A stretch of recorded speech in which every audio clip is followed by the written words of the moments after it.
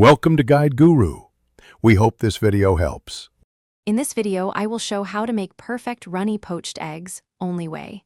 Start by bringing water to a gentle simmer and add a splash of vinegar. Crack each fresh egg into a small cup, then create a soft whirlpool and slide the egg in close to the surface. Let it cook undisturbed for about 3 minutes for a runny yolk, then lift gently with a slotted spoon and drain.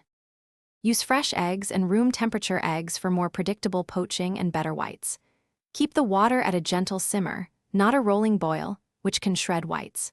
Timing is simple. 3 minutes yields runny yolks and set whites. Adjust by 30 seconds for firmer yolks.